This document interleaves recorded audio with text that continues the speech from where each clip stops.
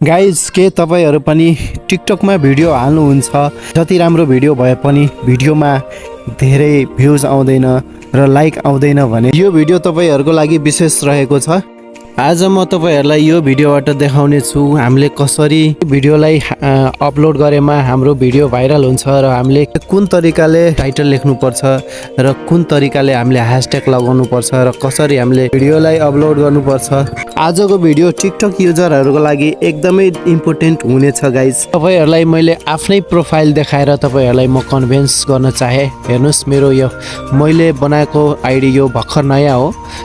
मैले लगभग एक हप्ता भइराखेको छ यो टिकटक आइडी बनाएको र फ्लोवरहरु पनि धेरै छैन। यहाँ हेर्नु सक्नुहुन्छ तपाईहरुले माथि जम्मा 40 वटा फ्लोवर छ र पनि मेरो भिडियोमा यता तल हेर्न सक्नुहुन्छ तपाईहरुले 3700 भ्यू छ, 200 भ्यू छ, यहाँ 250 भ्यू छ। It's okay.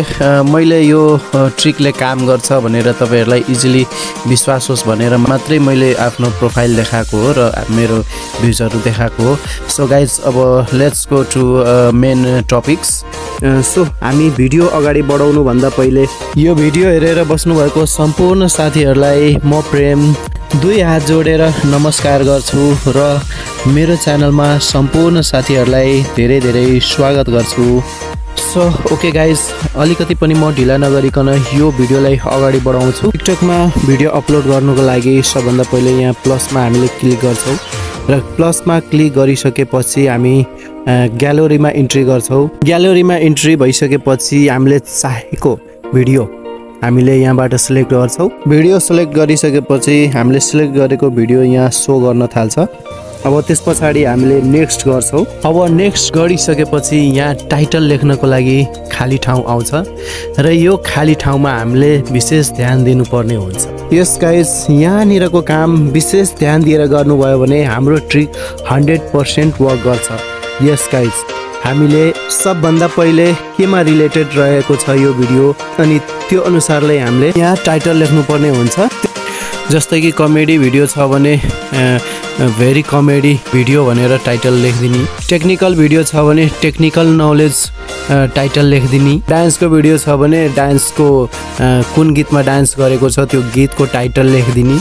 यसरी हामीले इजिली टाइटल लेखिदिन सक्छौँ। त्यस पछाडि हामीले मेन गर्नुपर्ने काम, सबभन्दा मुख्य काम भनेको ह्याशट्याग हो। यस गाइज, हामीले ह्याशट्याग लगाएपछि मात्रै हाम्रो भिडियो टिकटकमा र्याङ्क गर्छ र त्यसपछि बल्ल हाम्रो भिडियो भाइरल हुन्छ। यसरी हामीले सबभन्दा पहिले ह्याशट्याग लगाउनु पर्छ र त्यस पछाडि ह्याशट्याग लगाइसकेपछि हाम्रो भिडियो केमा रिलेटेड छ त? डान्समा रिलेटेड छ भने भाइरल डान्स भनेर लेखिदिनुस् अथवा डान्स भिडियो भनेर लेखिदिनुस् अथवा टिकटक डान्स भनेर यहाँ लेखिदिनुस्। त्यस पछाडि फेरि अर्को ह्याशट्याग लगाउनुस्।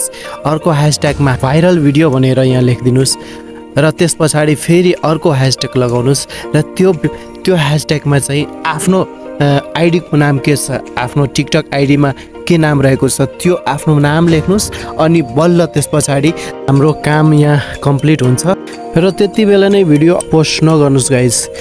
त्यस पछाडि ड्राफ्टमा सेभ गरेर राख्नुस्। भिडियो ड्राफ्टमा सेभ गरेर राखिसकेपछि हामीले कुन बेला भिडियो पोस्ट गर्नुपर्ने हुन्छ त भनेर सोचिराख्नु भएको होला।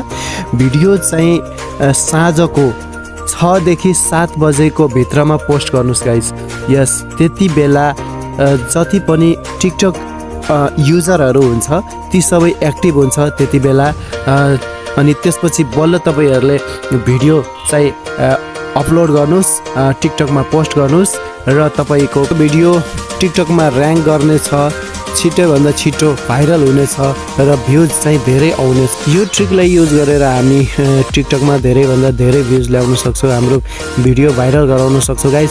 सो आजको भिडियो कस्तो लाग्यो? तपाईहरुलाई राम्रो लाग्यो भने प्लिज लाइक र सेयर गर्नु होला।